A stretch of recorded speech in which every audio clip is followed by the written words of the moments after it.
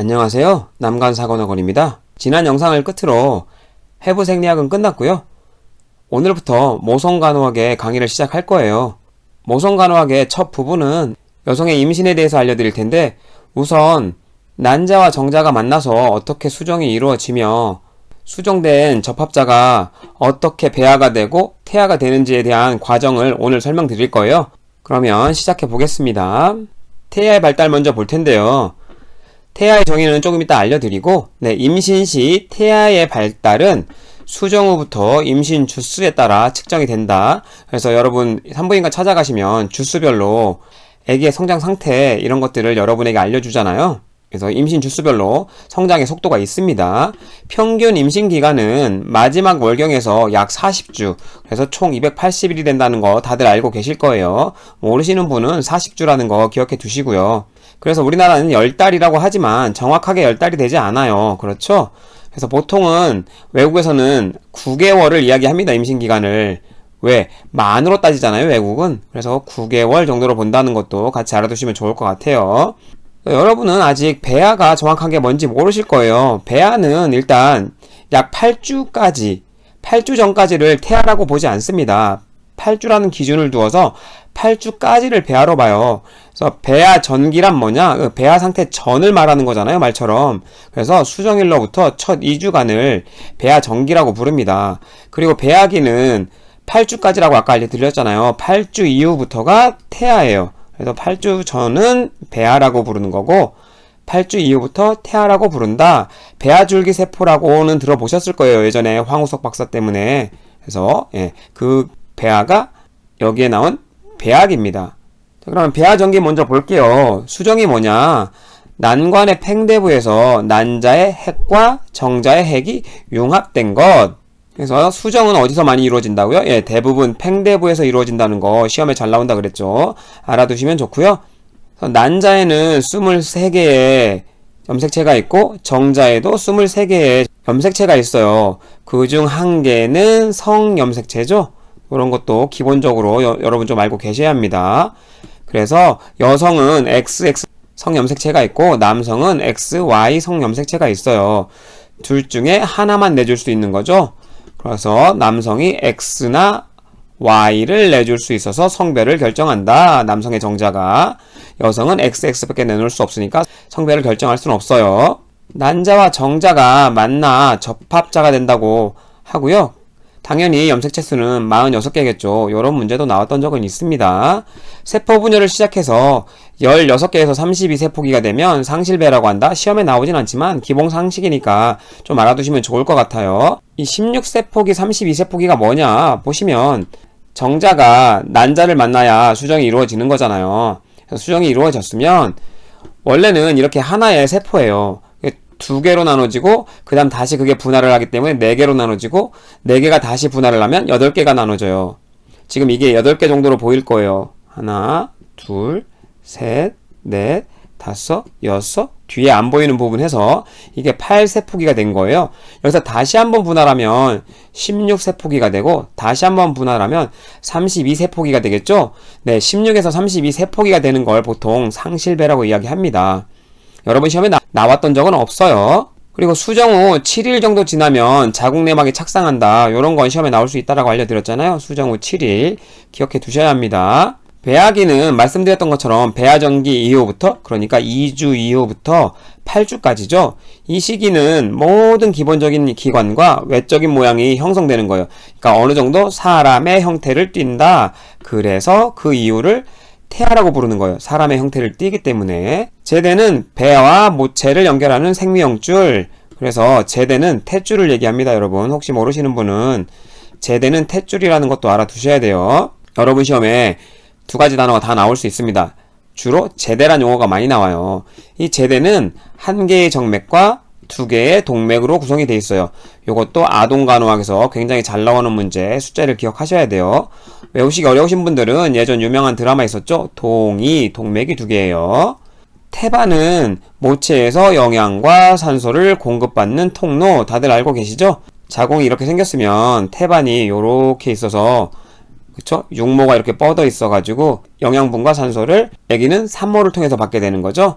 그렇기 때문에 약물이라든지 술, 담배 등 위험물질은 피해야 합니다. 왜? 태아에게 전달이 될 테니까요. 자, 태아기, 배아기인 8주에서부터 출생까지를 태아기라고 당연히 하겠죠. 적정량의 양수가 있어야 돼서 나중에 양수의 양에 대해서도 공부하실 거예요. 양수는 어떤 기능이 있냐? 외상으로부터 보호. 물이 어느 정도 차 있어가지고 충격이나 이런 거에서 태아를 보호할 수 있는 거고요. 물속에 서서 체온도 유지를 시켜줍니다. 그래서 갓 태어난 아기가 물속에서 수영한다는 이야기 들어보셨나요? 네, 양수에 떠있기 때문에 물에 떠있는 방법을 아는 거예요. 이 시기를 거쳐 수정란이 태아로 성숙된다는 거 계속 반복했던 이야기니까 넘어가겠습니다. 그러면 태아의 성장과 발달은 어떻게 이루어지느냐? 여러분 시험에 나올 내용은 거의 없어서 빠르게 훑고 지나갈게요. 5주쯤 되면 뇌파가 감지된다고 하고 6, 7주 차쯤에 심장이 뛰어 심박동 듣기가 가능하다고 하는데 요즘 굉장히 기술이 좋아져서 그렇고 예전에는 기술이 좋지 않았기 때문에 보통 3개월이 돼서 심음을 들을 수 있었어요. 그래서 시중에서 파는 심음 듣는 이런 장비들은 보통 3개월에 들을 수 있습니다. 여러분 시험에 나올 일은 없어요. 다시 한번 강조드리지만 6주차 정도 되면 간에서 혈구를 생산하고 그 이전에는 난황난이라는 곳에서 혈구를 생산하는데 역시나 나올 일은 없고요. 재미삼아 알고 계시면 좋을 것 같아서 알려드려요. 난황난이라고 해서 여러분 계란 보시면 노란색에 노른자 있잖아요. 네, 그 부위예요. 그래서 그 부위에 처음은 혈구나 영양분을 받다가 6주차쯤 되면 간에서 혈구를 생산하게 되는 겁니다. 뇌가 근육과 장기의 운동을 통제하기 시작하는 시기도 이쯤이 돼요. 8주 정도 되면 성인에게서 발견할 수 있는 모든 신체 부위가 형성돼요. 그래서 태아라고 사람 형태를 띄었다고 알려드렸잖아요. 그래서 이 시기까지가 굉장히 중요한 시기예요. 왜? 외부에서 방사선이라든지 문제가 될 만한 요소들이 있으면 기형이 나타날 수 있는 시기가 되는 겁니다. 길게 12주까지를 얘기해요. 기형이 나타날 수 있는 시기를. 그래서 보통은 이 12주까지를 임신 1기라고 부릅니다. 그래서 임신 1기를 굉장히 조심해야 되고 유산도 많이 되고 그래서 기형도 조심해야 되기 때문에 엑스레이나 이런 거 당연히 안 되겠죠. 이런 거 좀 시험에 나올 수 있어요. 기형과 관련돼서 이런 거 좀 기억해 두시면 좋을 것 같습니다. 12주쯤 머리, 몸통, 팔과 다리의 구분이 확실해지고 손과 발이 발달해서 손가락 모양이 생기게 되는 거죠. 그래서 12주까지를 좀 더 조심해야 되는 기간으로 넓게 보시면 좋을 것 같아요. 16주쯤 되면 외부 생식기가 발달해서 남녀 성별의 구분이 가능합니다. 원래는 한 3개월 정도에도 어느 정도 완성은 돼 있어요. 근데 발달되기 시작하는 게 16주고 그래서 3개월 때부터 성별의 구분은 가능하지만 정확하게 구분하려면 16주가 돼야 정확하게 구분이 가능하다고 보통 얘기를 해요. 그래서 빠르게 성별을 구분하게 된 경우에는 가끔 여아에서 외부 생식기가 좀 부어있는 경우 남아로 혼동할 수도 있어요. 그래서 가끔 남자아이로 알고 있다가 딸이 태어나는 경우가 그런 경우예요. 손과 발도 좀 슬슬 움직이기 시작하면서 조금 예민한 인부 같은 경우에는 이 4개월에 태동을 느낄 수도 있습니다. 아기가 움직이는 걸 태동이라고 하죠. 5개월이 되면 애가 엄청 활발하게 움직이기 시작해요. 그래서 보통 태동을 느끼는 시기를 5개월이라고 합니다. 요거는 좀 시험에 나왔던 적이 있기 때문에 자주는 아니지만 나왔던 적이 있다는 거 그래서 알아두시면 좋을 것 같아요. 6개월이 되면 시각이 발달하고 빛에 반응하고 피하 지방이 슬슬 형성되기 시작해요. 그것보다 더 중요한 건 7개월에 고환이 내려오기 시작합니다. 발생학적으로 고환은 여러분이 알고 있는 신장 위치쯤에 있어요. 그래서 7개월쯤 되면 슬슬 내려와서 여러분이 알고 있는 음낭까지 내려오게 되는 거예요. 그래서 7개월, 8개월에 고환이 내려옵니다. 그래서 여러분 출산할 때는 고환이 내려와 있어야 돼요. 남자애기는. 그게 안 내려온 걸 잠복고환이라고 부르는 거죠. 왜? 고환이 안 보이니까. 안에 잠복했다. 잠복고환이라고 불러요. 이게 왜 문제가 되냐면 고환은 정상 체온보다 조금 낮게 유지가 돼야 정자 생산이라든지 이런 걸 잘 할 수 있습니다. 근데 고환이 복강 안에 있으면 정상 체온 수준으로 유지가 될 거 아니에요? 그럼 뭐가 되겠어요? 추후에 꺼내더라도 고자가 됩니다. 정자를 생산할 수가 없게 되는 거예요. 그래서 출생 시 고환을 잘 체크해야 됩니다. 잘 나왔는지. 그리고 7개월에 여러분 시험에 좀 나올 수 있는 게 두정이로 향하는 시기라는 거예요. 고환은 여러분 시험에 그렇게 잘 나오진 않습니다. 이 두정이가 시험에 잘 나와요. 그래서 7개월쯤 되면 머리가 자궁 밑을 향해야 돼요. 자궁 경부 쪽으로. 머리가 먼저 나와야 나중에 공부하시겠지만 순산을 할 수 있습니다. 머리 외에 다른 부분이 나오게 되면 난산으로 들어가요. 나중에 알려드릴 내용이고 그래서 두정이로 향하는 시기고 이 시기에 머리가 밑으로 내려와 있지 않으면 머리가 내려오도록 태아 자세 교정을 해줘야 돼요. 이런 거 관련해서 시험에 나올 수 있으니까 7개월은 두정이를 향하는 시기라는 거 좀 기억해 두시면 좋겠습니다. 8개월에 지방 축적이 증가하는데 요것 때문에 조산아들이 지방이 없이 나오게 되는 거예요. 이것도 좀 기억하시면 좋겠죠. 추후에 조산아의 특징이라든지 이런 걸 외울 때 이런 지식이 필요한 거예요.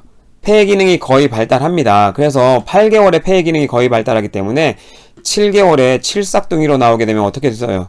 네, 폐가 완전히 발달하지 않았기 때문에 예전에는 사망률이 높았던 겁니다. 요즘은 기술이 좋아져서 6, 7개월에 출산한 애들도 잘 인큐베이터에서 관리하면서 생존율이 굉장히 올라가긴 했지만 예전에는 이런 원인 때문에 조산아의 사망률이 높았던 거예요. 눈을 뜨는 시기도 이 8개월쯤이라고 하고요. 9개월쯤에는 아두가 골반 안으로 내려가요. 이걸 태아 하강감이라고 부릅니다. 애기 머리가 골반 안으로 딱 들어갔으니까 머리가 고정돼 있잖아요. 나중에 다시 한번 알려드릴 내용입니다. 골반 안에 들어가 있기 때문에 머리가 고정이 돼요. 그래서 태동이 줄게 됩니다. 그게 태아 하강감의 증상 중에 하나예요. 그리고 하나 더, 임산부의 호흡이 편해져요. 횡격막을 누르던 자궁저부 높이가 떨어지잖아요. 그래서 횡격막을 더 이상 누르지 않게 되는 거죠. 그래서 호흡이 편해지는 것도 태아강감의 증상 중 하나예요. 태아강감도 시험에 나올 수 있으니까 좀 기억해 두시면 좋을 것 같습니다.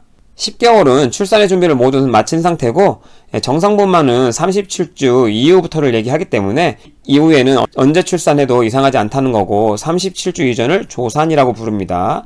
여기서 미리 한번 알고 계시면 좋을 것 같아요. 자, 그림을 하나 볼게요. 요 그림이 수정란이 점점 발달해서 6주쯤 될 때요. 그럼 배아기 때죠.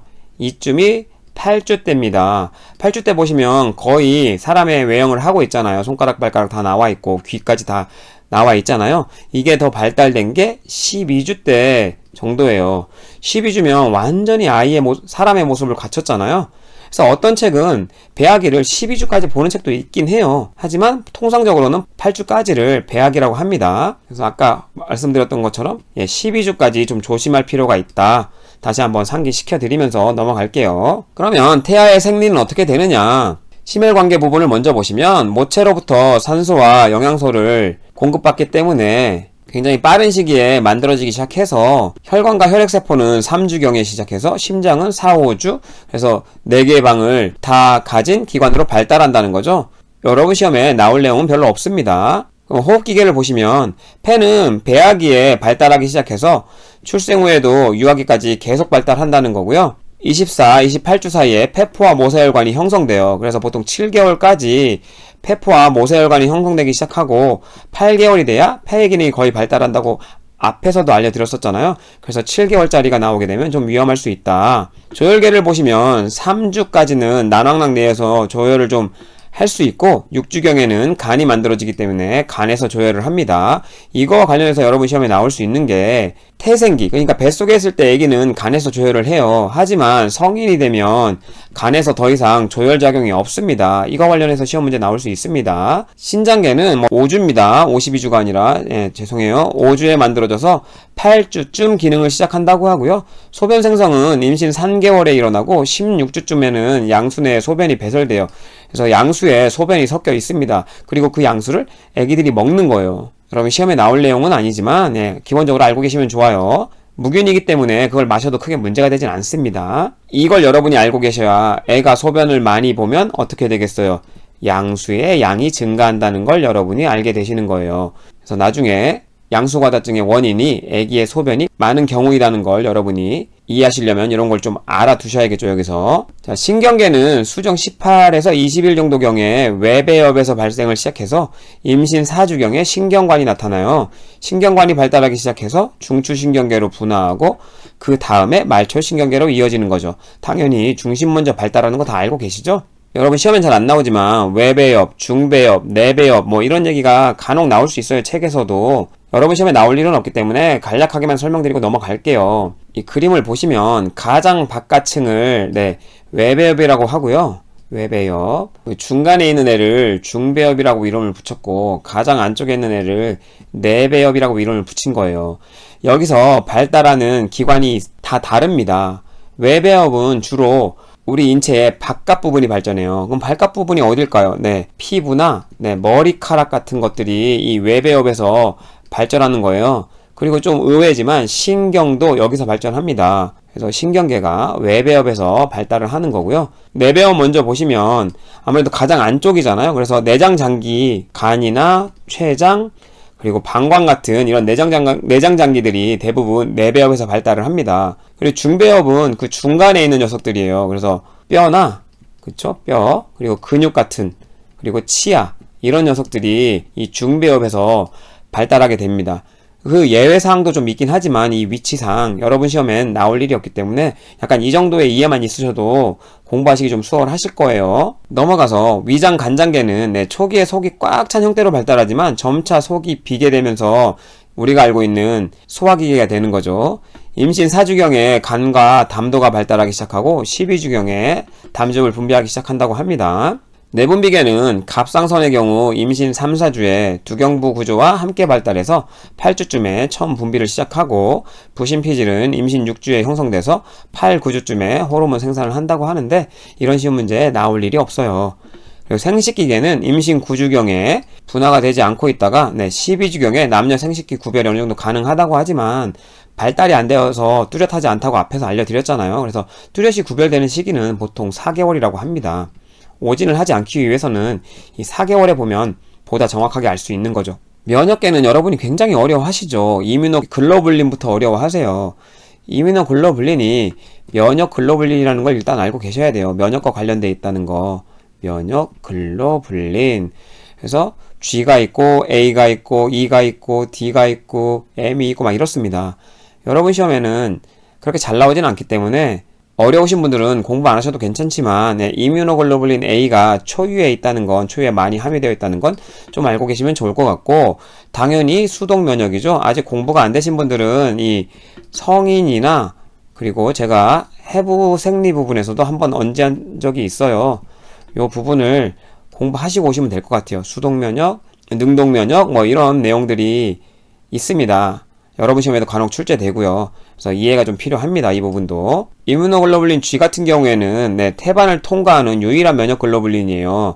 그래서 역시 수동면역이 발생될 수 있고요. 출생 시 가장 높았다가 이후 감소하기 시작해요. 그래서 출생 시에는 이뮤노글로불린 G와 관련한 면역을 가지고 있다가 점점 감소하는 거잖아요. 그래서 아기가 태어나서 이게 감소되기 시작하면서 예방접종을 시작하게 되는 거죠. 예방을 위해서 예방접종을 맞는 이유가 이게 감소해서 그렇습니다. 보통 근골격계를 보시면 임신 4주에 중배엽, 아까 알려드렸잖아요. 근골격계는 중배엽에서 발달한다고, 뼈와 근육이 발달하고요. 4주에 외배엽으로부터 표피가 발생한다고 해요. 피부잖아요, 표피면. 그래서 외배엽에서 발생하는 거죠. 이런 거 시험에 나오지 않는다고 알려드렸습니다. 아시면 좋지만 힘드시면 굳이 외울 필요는 없을 것 같아요. 그래서 오늘은 이렇게 임신과 관련해서 배아, 태아, 그리고 태아의 성장과 발달, 생리에 대해서 알아봤어요. 여성간호학에서 이런 부분이 시험에 그렇게 잘 나오는 부분은 아니지만 아까 언급드렸던 부분들은 다른 과목에서도 좀 나올 수 있는 부분이고, 다른 과목을 이해하는 데 필요한 정보들이 있기 때문에 이렇게 간단하게 좀 요약을 하면서 넘어간 부분이고요. 다음 영상부터는 여성의 임신과 그에 따른 생리, 신체의 변화, 이런 부분에 대해서 알려드릴 겁니다. 영상 신청해 주셔서 감사합니다.